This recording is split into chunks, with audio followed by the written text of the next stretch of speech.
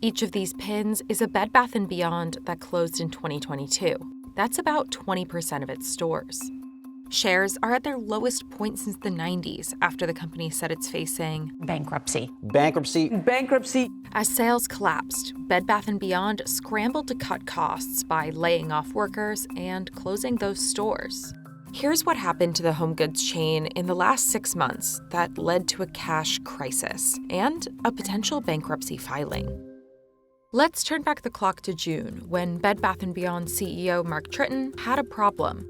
His strategy of scaling back coupons and doing away with popular national brands in favor of private labels was failing. These are some of my favorites from the Haven line. And the company was struggling to stock shelves since it had fallen behind on payments to vendors. Sales had fallen by 25% compared to the previous year, and net losses were up to over $350 million. On June 29th, the company announced a leadership change.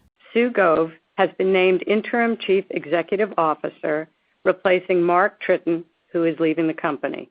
At the time, Gove said that Bed Bath & Beyond's Results are not up to our expectations, nor are they reflective of our potential. It was not entirely surprising because the company had reported a string of poor earnings and falling sales, and so it was well known that the company was struggling. In August, cash reserves, key for paying vendors, were still low. The company needed more cash and was looking for a loan to make that happen. On the 23rd, Bed Bath & Beyond announced it had secured $500 million in funding, which it hoped would help keep shelves stocked. Some vendors had not been paid in months, and clearly the company was struggling. While the loan could pay for more inventory, it wasn't enough to keep every store open. Bed Bath & Beyond announced it'd be closing 150 locations, about 20% of its stores. Plus, it would be starting layoffs that amounted to a fifth of its corporate and supply chain staff. Just 2 days later, the company suffered a different kind of loss. CFO Gustavo Arnal died by suicide. At a time when a company is struggling financially, to lose your CFO that is certainly a shock, and certainly made things even more difficult for them. When second quarter earnings were released at the end of September, analysts said the company was facing yet another cash crunch. The $500 million loan had weakened Bed Bath & Beyond's balance sheet, with liabilities exceeding assets. Still, the company felt confident that our current liquidity will enable the necessary strategic plans we have implemented.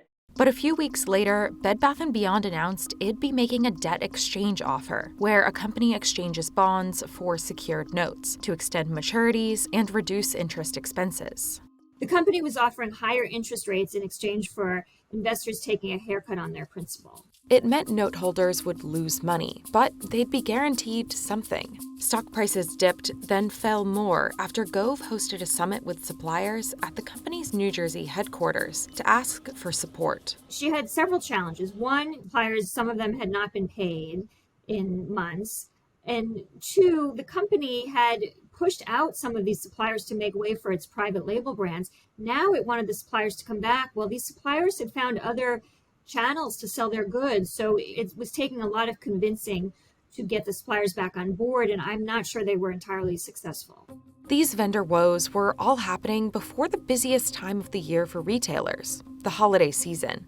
Bed Bath & Beyond was still struggling to stock shelves. Just a few days before Black Friday, reports came out that more than 40% of the retailer's products had been out of stock in October.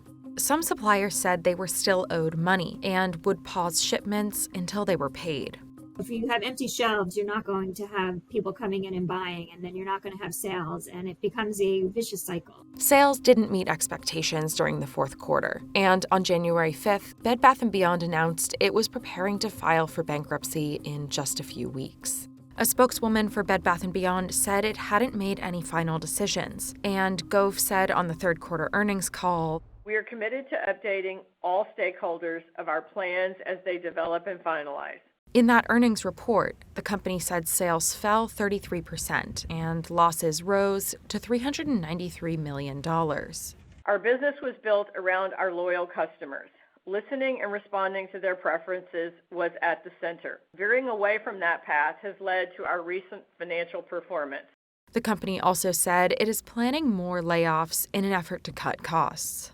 Bankruptcy is still not a certainty, but their ability to avoid it is shrinking. There were things they could have done, such as sell their bye-bye baby chain for cash, and they chose not to do that, so their options are narrowing. News of an official bankruptcy filing could come in the next few weeks.